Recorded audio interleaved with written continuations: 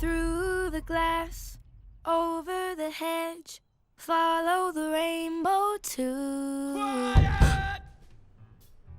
where my dreams begin. Shusher! I will be free. I can't knit! Hello everyone, you guys are watching Snack Chats. I'm Snackvic, and as always, I'm with Joe Rilla. your favorite Rilla.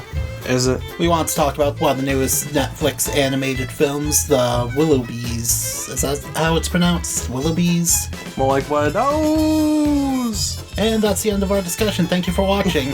But yes, it's about the Willoughbys, a Netflix movie that just came out during the perfect time of the season that we will not mention. Woo! Based on the book of the same name. I remember doing a bit of research afterwards, and Joey saw the book cover and he's like, that's what they used to look like? I mean, it's such a far cry from, like, I don't know, they sort of look like Addams Family mixed with a New Yorker magazine. The movie itself has a really great, like, Foster's sort of UPA style to it. When I was doing research, I was surprised that Screen Novelties had no part in this because it looks like something that that company would make. What did Screen Novelties do? Screen Novelties worked on a bunch of things. You might have saw their work on the Misadventures of Flapjack, but they do a variety of things like commercials, shorts. And I think the most recent thing was that they did the Elf ABC special, which is why I thought they worked on the Willoughbys, because the style looked kind of similar. Interesting. But yeah, you did constantly mention how the 2D and 3D style looked.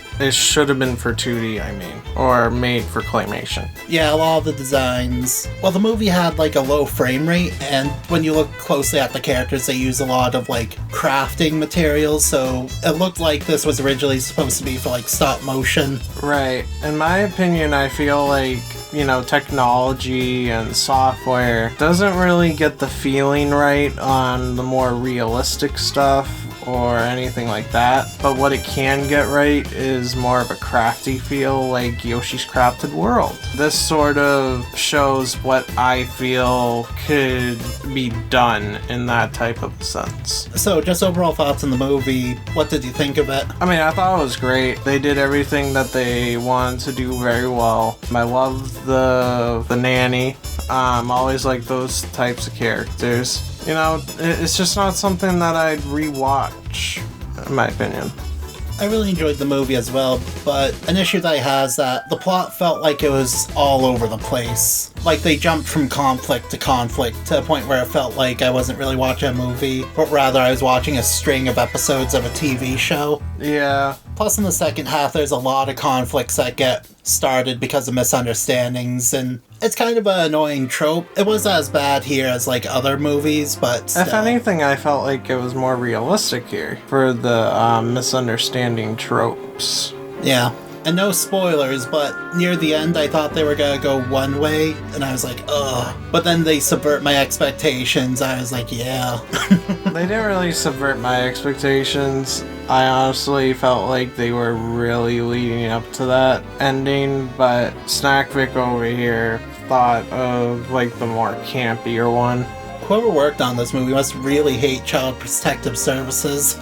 Yeah, I mean, was a big villain in it, but maybe that was more doing part of the era. I know way back when Child Protective Services was that bad. The movie isn't afraid to go into some darker territory. I mean, one of the major plot points is that the kids are trying to kill their own parents because they're shitbags. Yeah, but at least the parents would be willing to do it and have fun. Yeah. Yeah, wacky. I'm pretty sure that's one of the big reasons why this wasn't brought up as like a big studio movie. You know, I sort of feel like the mother and father biologically are like just Jesse and James. What? I don't know, like, don't you see the characteristics there? Like, I can see them being like just being Jesse and James, just that Jesse and James are in love with each other. You're only saying that because we just watched a Pokemon movie the other day and you still can't get it out of your head. No, it just feels like that. Shut up. I guess for recommendations, go check it out. It's free on Netflix at the moment. Give you another thing to do during you know what. I don't know, I would like to just talk about how Netflix is encouraging these types of movies. I guess streaming as a whole is giving like a lot more opportunities for these more out there films. And even though I don't think this movie went too out there, I can appreciate just how we're getting so much more stuff to watch these days. That aren't part of, like, the norm. Like, they're not Disney purified. Because this didn't feel like a Disney pure movie at all. It's honestly kind of hard to talk about this movie because it's sort of a wild ride. It's something that you have to watch for yourself. I felt like the pacing was there. It was very fast pacing. Yeah, it was fast, but not in like a bad way. Do you feel like if they went more slow, like gave it even another half hour, the demographic, which is like 5-year-olds, would keep their attention? I guess it's kind of hard to say because like when the movie's all said and done, at least for me, it's hard to be like, oh, I wish it was like longer in certain parts. I wish it was slower here or faster there. But I do think the pace that they went at was really good. Yeah. Also, one thing that I didn't like about the movie is that Ricky Gervais was the narrator. Ew. Yeah, you had to remind me of that. I feel like the editors had to cut out like 20 minutes of his like transphobic tirades during the middle of the recording session. Oh, man. Fuck you, Ricky Gervais. I really did not like him as a narrator. I don't really care about narrators, but... The only thing they probably chose him is because he's like an iconic British like voice. Why does it always have to be British, man? Always has to be.